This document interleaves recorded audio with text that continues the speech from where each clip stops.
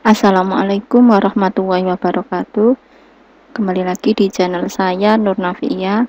Kali ini saya akan lebih membahas ke data preparation.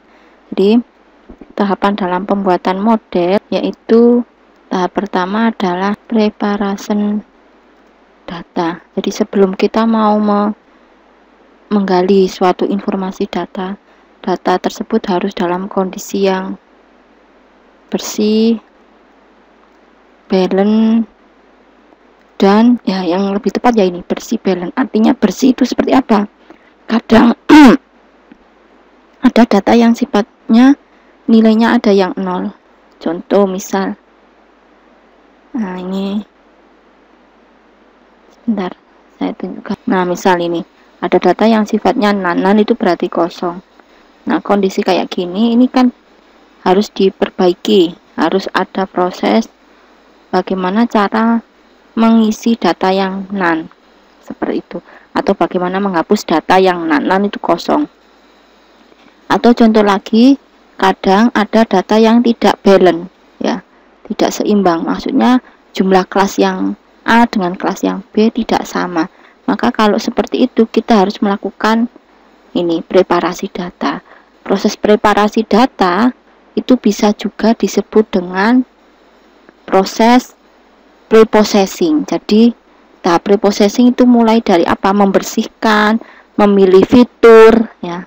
Jadi proses pre kan namanya pre, berarti namanya adalah preprocessing, yaitu memilih fitur, membersihkan dari noise itu berarti kemungkinan ada data yang outlier, terus dan juga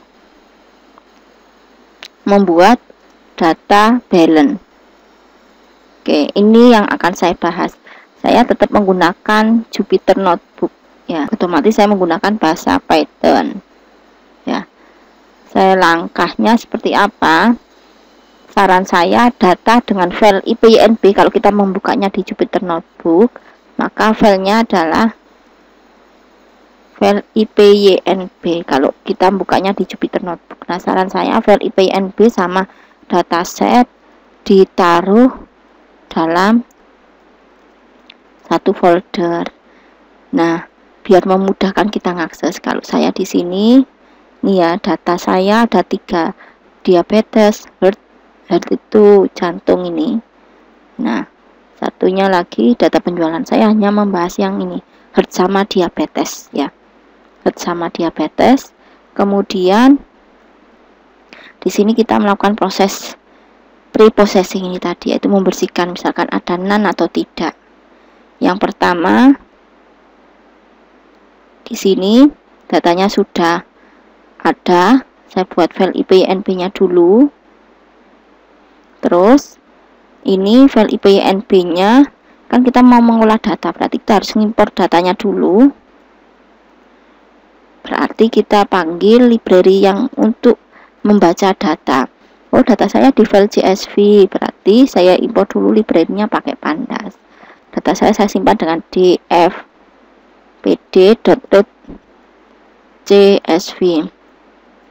Nama datanya misalkan ini saya pakai yang diabetes, berarti diabetes.csv. Enaknya kalau file tadi saya ngomong file IPYNB sama file datasetnya jadi satu di folder, maka enak langsung cukup ditulis kayak gini aja, diabetes. Nah, kalau mau ngecek filenya seperti apa, isinya seperti apa, boleh ditampilkan hanya berapa baris pertama. Terus kalau mau ngecek isinya ada berapa baris, kolomnya ada berapa baris, boleh dituliskan di sini df.info, itu untuk ngecek isi kolom dan barisnya ada berapa. Oh, kolomnya ada 9, barisnya ada 768. Nah, di sini kita cek, oh ternyata datanya ada outcome ini berarti yang sebagai target atau Y. Nah, yang usia sampai ke depan ini berarti variabel X. Nah, sebelum kita lanjut ke tahap membuat model, maka kita tadi tetap bahasnya preparation ya. Preparation berarti apa yang harus kita lakukan? Kita cek jumlah masing-masing variabelnya, apakah ada outlier, bukan jumlah ya, maksud saya itu intinya ngecek setiap variabel apakah ada outlier. Nah, sebelum ngecek ada outlier atau tidak, kita cek aja kira-kira variabel ini dipakai semua atau tidak. Nah, itu juga penting. Jadi misal ini mau ngecek variabelnya itu ada keterkaitan tidak sama kolom terakhirnya itu berarti ini outcome. Nah, ini outcome. Saya ke bloknya kebanyakan, ini outcome. Maka kita cek dengan cara variabel datanya tadi df.core ini untuk ngecek korelasi. Nah, nanti tinggal tampilkan korelasi. Udah. Selain menggunakan ini, nah ini kelihatan ya nilai korelasinya. Selain menggunakan ini, bisa juga kita menggunakan heat map. Heat map yaitu kita import library-nya Cibron. Saya kalau pakai heat map itu pakai Cibron as SNS. Terus SNS titik heat map. Terus langsung tulis saja korelasi gini. Nah, ini sambil saya cari kerpean. Contoh di saya sebelumnya. Nah, ini kan nilai korelasinya. Terus ini untuk menampilkan dalam bentuk heat map. Kalau dalam bentuk heat map itu juga akan tampil lebih kelihatan warnanya ya. Yang nilai korelasinya tinggi itu berarti dia bisa digunakan sebagai variabel. Ini kita running. Nah, sebentar, saya running lagi. Udah muncul. Nah, ini warna yang meges. Nah, warna yang meges itu berarti nilai korelasinya rendah. Contoh misal ini ya, ada skin thickness ya, skin thickness terhadap target ini ya 0,071. Nah ini kan meges. Terus kalau negatif warnanya agak tambah meges lagi. Jadi lebih baik cari korelasi yang nilainya lebih mendekati 1. Nah, lebih mendekati 1. Nah, dari sini kelihatan ini kan variabel outcome terhadap prognosis, terus terhadap glukosa, terhadap blood pressure, dan seterusnya ini. Maka kita cari yang paling mendekati 1. Ternyata yang paling mendekati 1 tidak ada. Yang ada kayak gini aja. Nah, ini glukosa 0,46 atau kalau dibulatkan 0,47. Terus di sini 0,22. Di sini 0,29. Di sini 0,24. Nah, kalau mau menggunakan variabel yang nilai korelasinya di atas 0,2, berarti yang dipakai ini. Yang pertama 1, yang kedua ini, terus ke sini BMI, kemudian AG, kayak gitu. Berarti ada 4 variabel.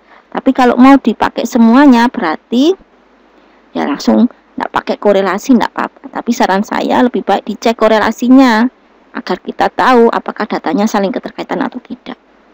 Secara teorinya seperti itu. Jadi ngecek kayak gini ya, seleksi fitur itu tujuannya untuk mencari korelasinya, apakah ada keterkaitan atau tidak. Itu butuhnya. Korelasi beda dengan regresi linear. Nah, terus kalau sudah cari korelasinya, misal kita pakai yang glukosa, prognosis, BMI sama AG, maka selanjutnya kita cek adakah outlier atau tidak. Caranya ngecek outlier itu per ini ya, per variabel. Jadi biasanya saya kalau mau ngecek outlier ada atau tidak pakai box plot. Nah, jadi saya pakai simbol bukan simbol ya, grafik box plot. Terus X-nya apa? Misalkan di sini X-nya adalah prognosis. Ya, kita cek prognosis. Terus dia ada di variabel apa? Datanya ada di DF. Udah kita tampilkan. Nah, ini. Oh ya, ini ada box dari gambar box plotnya ada outlier. Titik-titik ini tidak menunjukkan jumlah outliernya ya. Akan tetapi memang ada outlier. Nah, kalau kita baca ini menunjukkan garis yang sebelah kiri ini nilai minimum, garis yang sebelah kanan ini nilai maksimum, sedangkan kotak tengah warna biru ini yang sebelah kiri itu Q1, yang tengah garis tengah di biru ini Q2, dan yang di sini Q3. Semua variabel boleh dicek, tapi saran saya yang ada keterkaitan aja tadi. Contoh berikutnya glukos. Nah ini glukos, kita cek satu-satu dulu. Box plot, X-nya yaitu variabel ini, datanya ada di DF. Oke, saya running. Nah, ini juga ada outlier. Nah, ngecek outlier itu saran saya pakai box plot dulu. Setelah selesai ngecek yang variabel satunya lagi, pindah lagi berikutnya BMI. Kan 4 variabel ya yang nilainya 0,2 ke atas korelasinya. sns.heatmap X BMI, data itu variabel datanya, terus DF. Udah. Oh maaf saya salah, mohon maaf. Box plot saya kurang teliti. Udah. Nah ini juga ada outlier baik di sebelah kiri maupun sebelah kanan, berarti yang lebih kecil ataupun yang lebih tinggi. Dan variabel berikutnya yaitu AGE. Kolom AGE kita cek juga ada outlier atau tidak. sns.box plot X AGE data sama dengan DF. Udah. Nah ini juga ada outlier. Dari masing-masing outlier ini tadi kelihatan, maka kita caranya adalah menghapus ya, menghapus. Kita cek masing-masing. Cara menentukan nilai outlier itu berarti kita cek masing-masing nilai X1, X3, batas bawah, batas atas dari masing-masing variabel. Jadi contoh Q1 maaf ya, kalau kita mau nyari nilai kuartil, median itu kan berhubungan dengan statistik, maka kita harus import dulu library NumPy. Library NumPy-nya untuk berhubungan dengan statistik atau matematisnya. Nah, tadi ini ada 4 variabel, saya kasih keterangan ya. Variabel, saya ambil satu-satu. Glukos,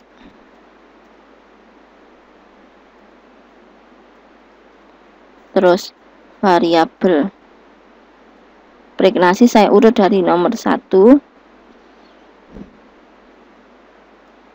Saya urut ini pregnasi, glukos, terus BMI, AGE ya. BMI, AGE. Udah.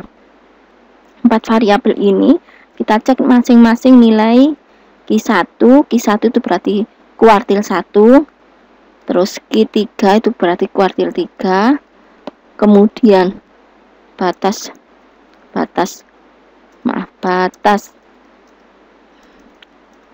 bawah, batas atas, kemudian selisih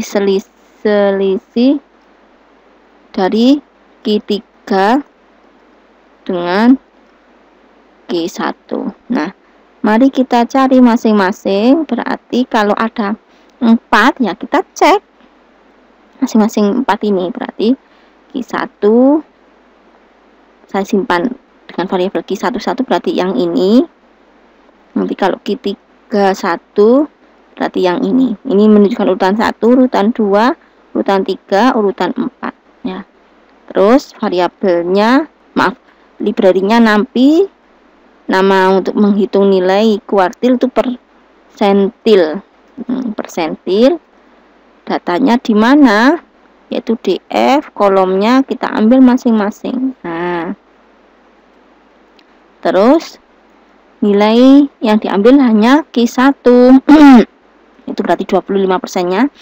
Q3 berarti 75%-nya. Oke. Sudah, ini dapat nilai Q1 dan Q3.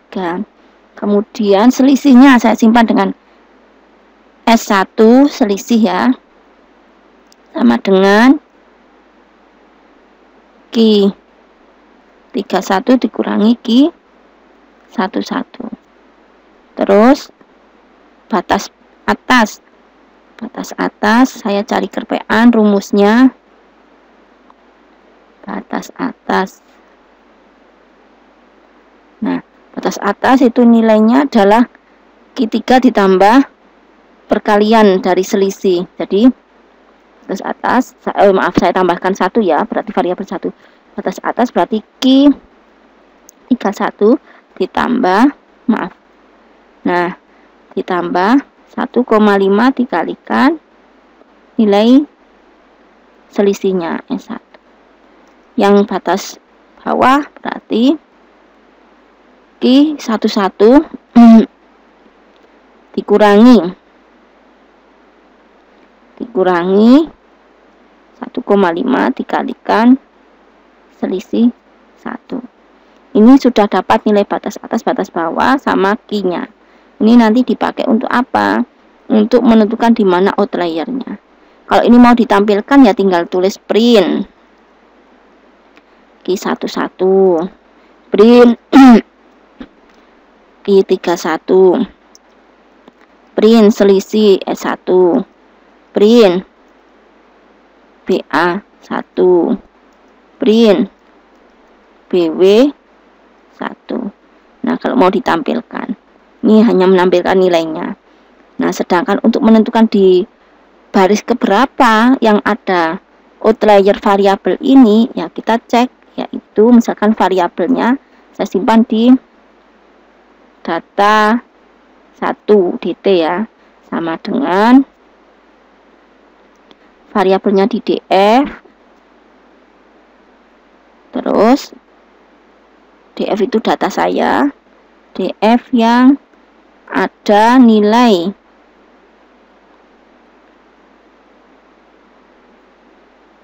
saya cari kerpean, saya nggak hafal. Nah, ini variabelnya, terus kurang dari BW-nya. Nah, ini df yang kolom ini prognosis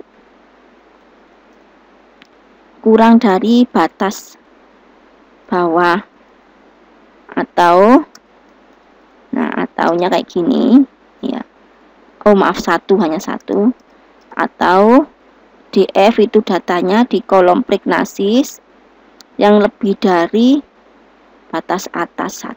Itu menunjukkan ini prognosis, variabel prognosis atau kolom prognosis. Sedangkan ini adalah variabel data. Ini ngecek kurang dari, ini saya kasih kurung biar dia intinya ngecek. Ini juga ngecek yang lebih dari sama kurang dari. Ini atau berarti ya boleh yang kurang dari atau yang lebih dari, intinya kayak gitu. Kita tampilkan nanti muncul dia di baris keberapa. Nah, ini di baris ke sini. Ini kita biarkan aja. Udah, nanti variabel yang kedua juga gitu. Ini ya, saya lanjut variabel kedua. Saya nanti tinggal merubah variabelnya. Nah, Q12 berarti variabel 2. Ini berarti satunya kalau setelah prognosis apa? Glukos. Ini saya rubah Q2 2. Variabelnya dirubah karena ini kolom kedua. Terus ini juga 2. Ini hanya untuk mencari batas ya. Batas atas, batas bawah, dan dipakai untuk menentukan outlier. Jadi untuk menentukan outlier itu langkahnya cari kuartil dulu, kuartil 1 dan kuartil 3, kemudian selisih kuartil 1 dan kuartil 3, kemudian ini rumus batas atas dan batas bawah. Dari ini nanti bisa muncul ini caranya. Nah, ini kita running. Sudah, terus kita ambil ini untuk melihat baris mana yang ada outlier. Tapi kita rubah variabelnya. dt2 ini glukos ya, kita sudah sampai di variabel 2. Terus batasnya ini dirubah BW2, ini glukos, batasnya dirubah BA2. Sudah kita tampilkan. Jika muncul di baris keberapa. Oke, sudah, ini dapat, kita lanjut variabel ketiga, langkahnya sama juga. Ini masih ngecek outlier ya. Saya ulang lagi, saya selesaikan sampai preprocessing pokoknya. Kita selesaikan preprocessing, berikutnya variabel 3. Tadi kita pakai yang 4 variabel. Nah, variabel ketiga ini namanya adalah BMI, kapital semua, jadi nggak perlu di copy paste. Cukup BMI, ini dirubah 3. Ini 3. Jika saya ada kekeliruan, kesalahan, mungkin saya kurang teliti, nanti bisa dikomentari. Nah, 3. Ini juga 3.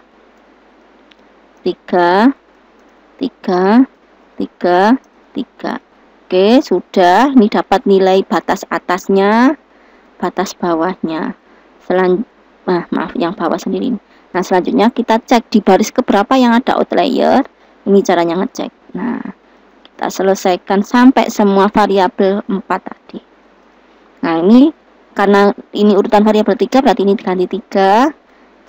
Ini untuk nampilkan aja, yang ini untuk ngecek. Nah, terus ini variabelnya di kolom BMI, ini berarti BW3 batas bawah 3, BMI batas bawah atas 3. Udah kita running, muncul juga barisnya. Nah, ini lebih banyak. Nah, terus selanjutnya variabel yang keempat. Yang keempat, ini saya lanjut. AG ya, berarti ini 4. Tadi tulisannya hanya kapital. Jadi saya tulis AG, ini 4. Ini 4. Ini 4. Ini 4. 4 dan 4. Ini juga 4. Ini untuk menampilkan aja, yang ini print. Sedangkan yang tadi untuk mencari nilai batas ini. Batas atas, batas bawah. Cari dulu kuartilnya, kemudian selisih kuartil. Setelah selesai, ini kita running, nanti dapat nilainya. Nah, selanjutnya untuk melihat baris keberapa yang di outlier AG. Nah, ini kita copy. Nah, ini variabel keempat, berarti 4 ini kolom AG yang dicek yang ada outlier, berarti BW4 itu batas bawah AG, terus batas bawah 4. Udah. Oke, selesai. Selanjutnya cara menghapus. Ini kan cara melihat baris keberapa yang ada outlier. Berikutnya cara menghapus ya, cara menghapus ini. Cara menghapus outlier. Saran saya disimpan di variabel baru. Di variabel baru yaitu data.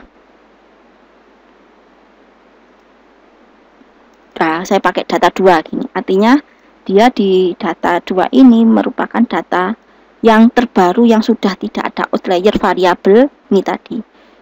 Pregnasis, glukos, BMI sama usia. AG kan usia ya. Nah, caranya gimana? Data yang lama tadi di variabel df dot. Nah, ini dotnya itu langsung fungsinya menghapus itu drop. Kemudian langsung kita, maaf ini salah. Nah, drop, terus langsung kita baca tadi indeksnya di baris keberapa. Saya sambil cari kerpean ya. Nah, ini drop. Udah, kita panggil masing-masing, maaf. Astagfirullahaladzim. Nah, kita panggil mulai dari variabel pertama. Variabel pertama yaitu pregnasis. Sambil saya tulis ya, karena memang Kalau scroll gini kadang kan kita lupa ya, dia tadi nomor berapa. Jangan-jangan ada yang double. Kalau double kan hanya nulis sekali saja. Maaf ya. Sambil saya tulis. Di sini 88, 159, 298, 455. Oke. Saya baris, maaf. Kemudian variabel kedua 75, 182, 342, 349, 502. Oke, variabel kedua selesai. Variabel ketiga, ini yang lumayan banyak variabel ketiga ini. 9, 49, 60, 81, 120, 125, 145, 177, 193, terus 247, 303, 371, 426, 445, 495, maaf, 445, 494, saya kurang teliti. Terus 522, 673, 684, 706. Nah, terus yang variabel keempat, kita lanjut, ada di 123, 363, 453, terus 459, kemudian 489, 537, 606, 674, 684. Lumayan panjang dan kayaknya tidak ada yang, oh ya, ada yang double, yaitu ini 684. Ini double dengan ini 684. Terus lainnya kayaknya tidak. Kita mulai langsung menghapusnya. Jadi di sini saya tadi nulis untuk apa? Untuk lihat ada di baris keberapa. Nah, ini langsung kita tulis barisnya. Saya mulai dari baris yang variabel pertama 88, 159, 298, 455. Terus berikutnya variabel kedua tadi mulai 75, 182, 342, 349, 349, terus 502. Ini variabel kedua selesai. Berikutnya variabel ketiga 949, 60, 81, 120, 125, 145, 177, maaf, 177, 193, 247, 303, 371, 426, 445, 494, 522, 673, 684, 706. Jika saya ada yang double, mohon dikoreksi, nanti bisa di komentar. Ini masih lanjut, jadi layarnya saya perkecil. Nah, kayak gini. Habis selesai variabel ketiga, variabel yang keempat 123, 363, 453, terus 459, 489, 537, 6 3 kali, 674. Nah, 684 sudah ada, jadi saya nggak perlu nulis lagi. Ini adalah proses menghapus ya data-data yang ada di baris ini tadi, itu outlier. Nah, ini nanti dapat data baru, kita running. Nah, kita cek data baru sudah berubah atau enggak. Caranya ngecek itu dilihat dari infonya aja. Kalau yang lama itu berarti yang ini kan ada 768 baris. Nah, yang terbaru kita cek ada berapa, apakah berbeda atau enggak. Kalau sama seperti atas berarti belum berubah. Tapi kalau berbeda nanti kita lihat. Nah, ini sudah 732. Kalau yang di sini tadi ada 768. Nah, sudah berkurang. Artinya outlier kita sudah nggak ada. Di variabel ini ya, prognosis, glukos, kemudian BMI, kemudian AGE. Oke, selesai menghapus outlier. Berikutnya melakukan imbalance.